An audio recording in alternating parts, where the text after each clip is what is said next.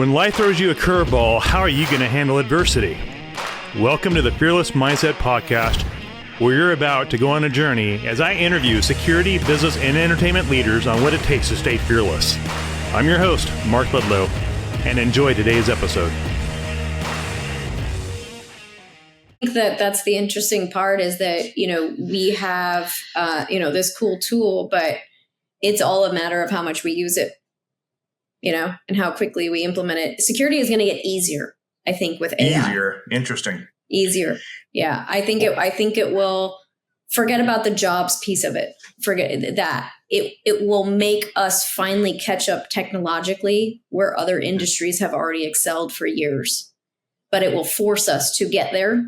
And I think that is going to be the best thing for security and in implementation of AI. Now, the people listening to this, Brittany, there are a lot of retired cops, military folks, the younger generation trying to get into the executive protection industry. And, I hear a lot of talk about getting into the intel side of things. And I think I saw Joe LaSorsa, shout out to Joe LaSorsa out there. He did a post about using, I think, ChatGPT and AI for doing, an intel report. I'm like, whoa. I saw that. I'm like, holy crap. What is happening here? Does that analyst need to be former CIA, NSA, FBI, three acronym agency letter thing? I mean, what's going on here? It's like, It got my attention when he did that post. I'm like, my brain just stopped for a minute and the light bulb came on. I'm like, holy crap. Yeah. An intel report done by AI. Yep. I'm like, it just dawned on me. But that's what I mean. What I mean is the connection cross industry. Mm-hmm. Once we start connecting the software, believe it or not, databases, so on and so forth, security is going to be very quick compared to the days it takes to do things today, right? And the days and the manpower it takes to go gather things. And the holes that are in reports because we didn't find it, but now this can go scrape 92 databases that are connected, whatever, and give us the threat intelligence and probability that they're going to be in this place at this time, right? Like that to me just made security safer. We are getting safer with these things, and that's the exciting part. Yeah. So here's the question. Do you say we're going to probably get a lot of pushback on this, but this is just a question. This is just a theory. We're in discovery mode, trying to figure out where this thing is heading. Brittany, do you think AI will replace analysts down the road, intel analysts? No, I think analysts. No, not at all. I think intel analysts will morph into something that's more strategic. Whoa. Yeah. That was $1 million statement right there. Wow. Yeah, I think that the job description will change for the better, and it will be a more strategic analyst role versus the information gatherer, go-getter, and reporter. Wow. Yeah. This is fascinating. We're in the cutting edge. But that's the way things morph, right? I mean, technology generally does that. Regardless of industry, technology does that. It creates efficiencies for humans to use, right, and spend less time data gathering or computing, if you will. It gives us more time to go be more strategic. Now, here's a question. That's what I love about technology and software. I think it's amazing. You love it. That's your whole world, isn't it? Yeah, it is. It really is. I love it. That's where you thrive. And which is weird because I was always finance, and it was like there was this numbers, nerd. But no, it's very. I love what software and technology does for industries. And like I said, I mean, security, we can only go up from where we are, and we just need to jump. We almost need to jump generations in software to get to where we need to go, right? But like I said, once it all starts coming together, it's probably going to be really beautiful to watch how, again, this makes the world safer from an end-to-end model. And that's the interesting part, Mark. I don't know how, and I mean, you're in the EP world, which is, like I said, literally saving lives every single day physically, right? And you guys are you are in it every day, right? And one of my one of my sweet spots is, children and trafficking children, right? Absolutely. And I think that, again, a good concept or I'll say thing that we can, and I was talking to Janet Fenner actually about this. Mission 500 is another one that everybody should know that exists. Mission 500. Mark, you should do a podcast with them, I think, too, to explain what they do, because they're also involved in the security trafficking, human and child trafficking pieces. And there's so many of us in this industry that have a compassion for that and a drive to help. And believe it or not, we have actually the resources to do this.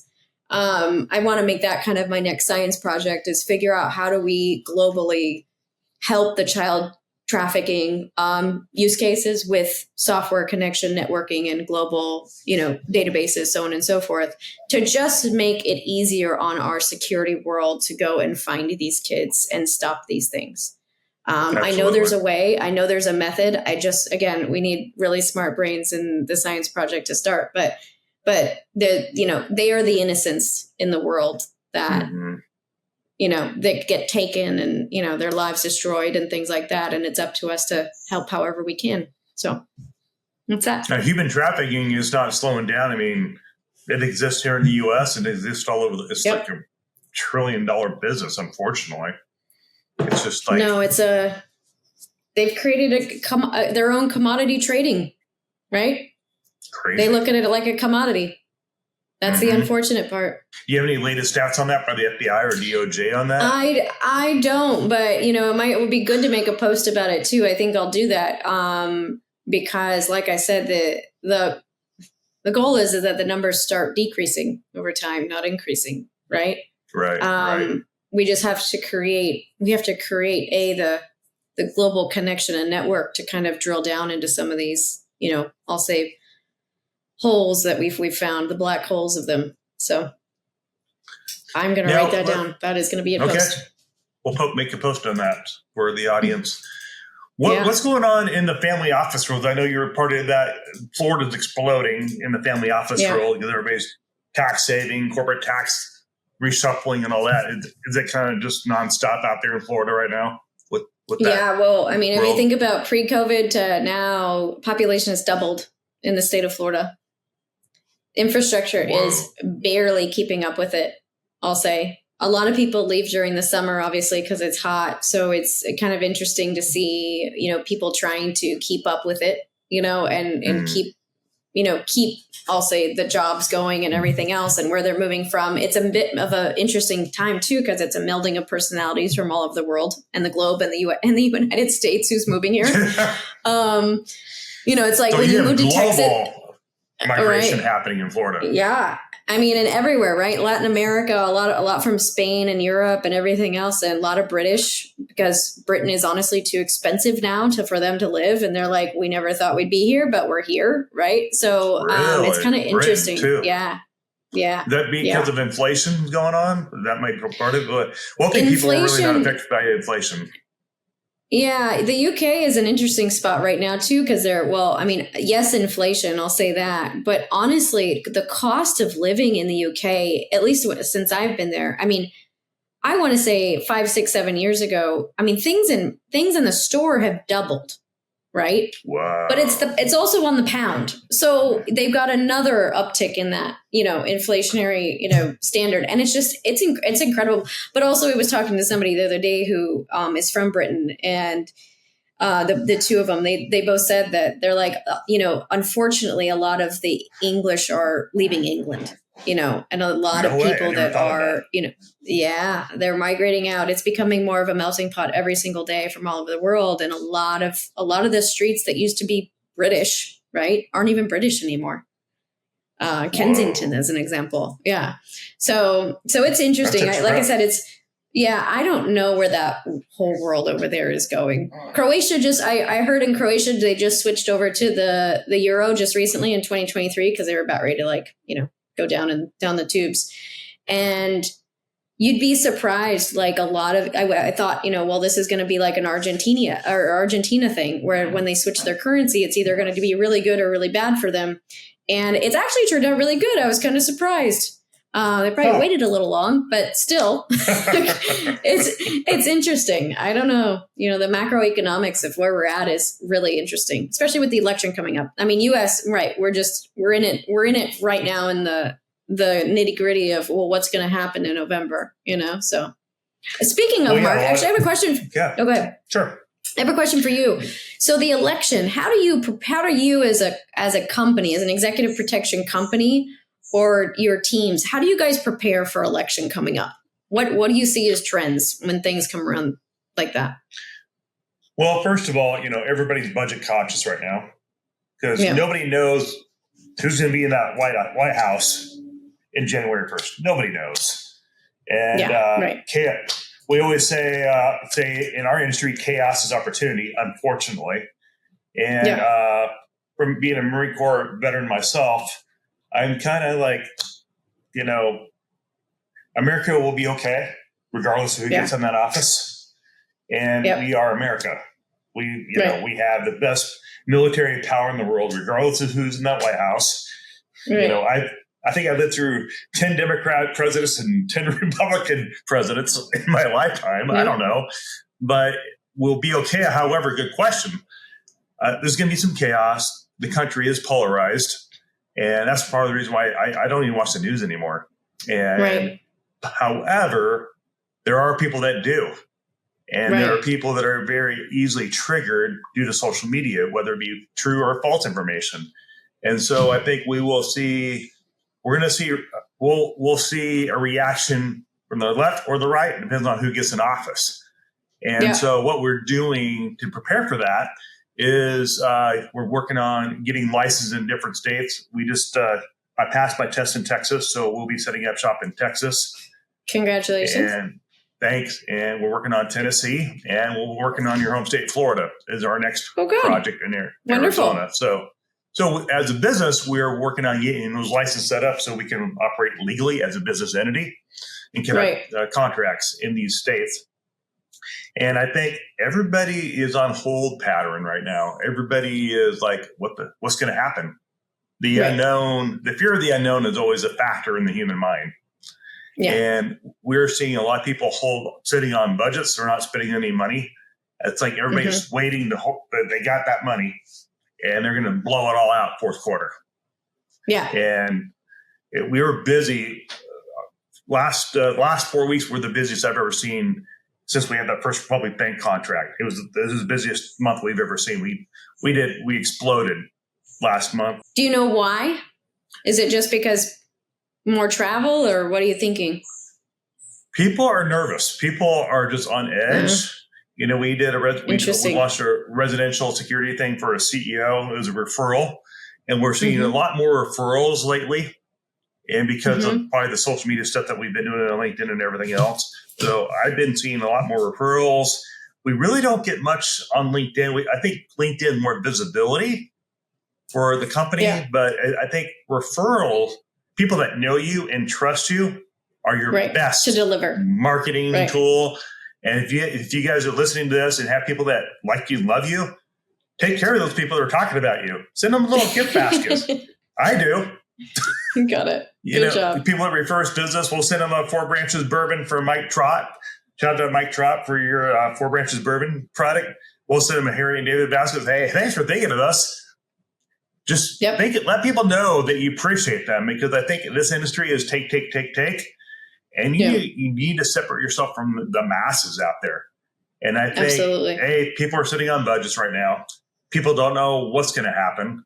So the fear of the unknown has people on edge right now.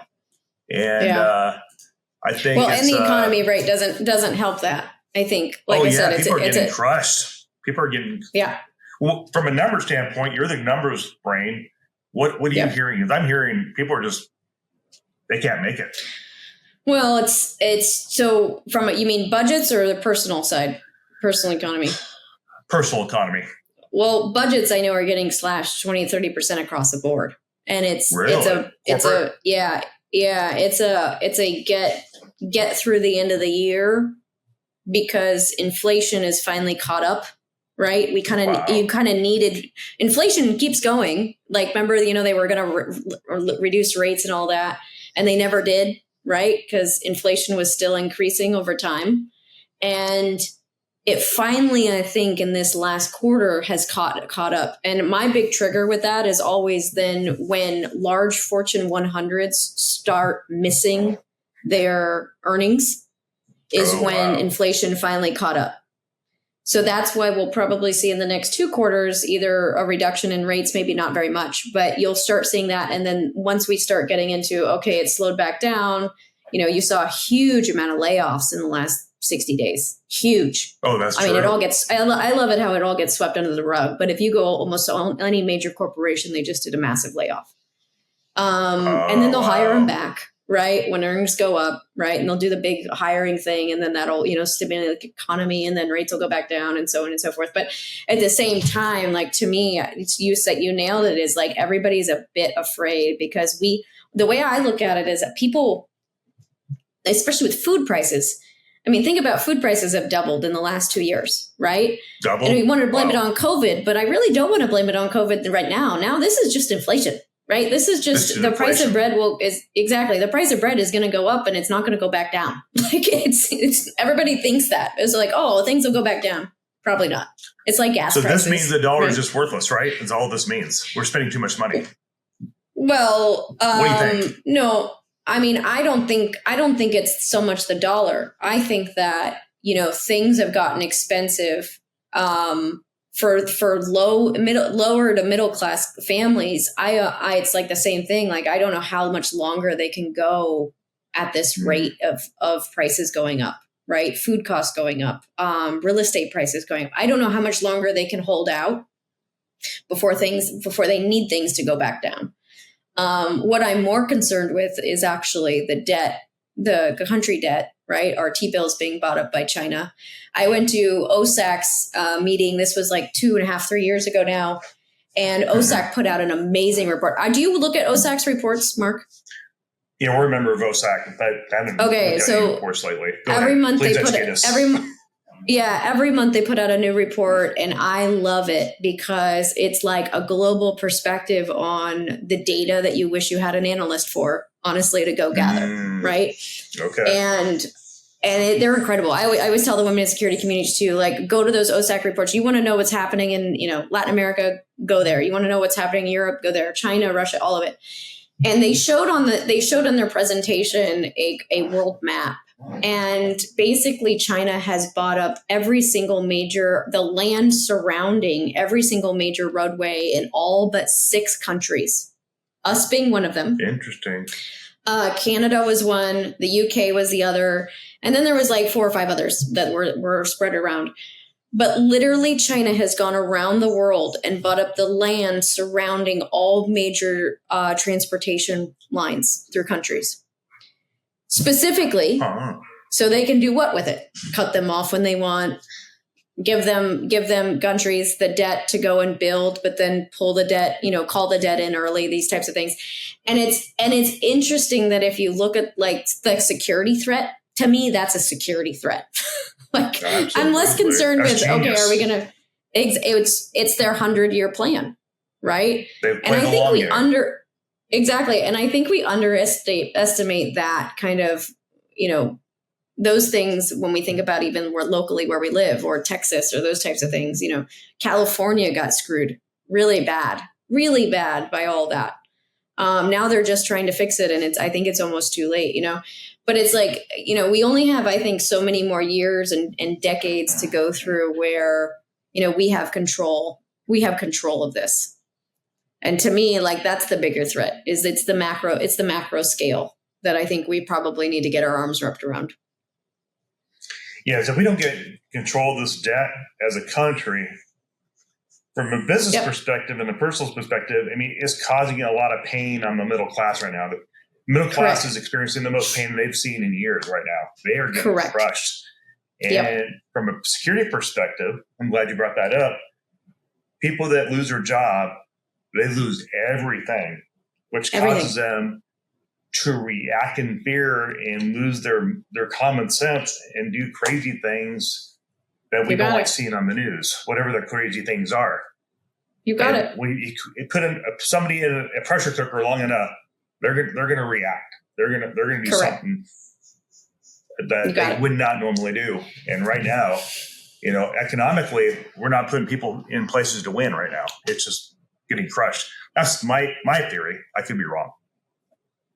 Yeah, no, you're spot on. Absolutely spot on. And I think, like I said, to me, it's about helping the lower middle class and just getting them to a point where, they can afford to live, I think is step one. Right.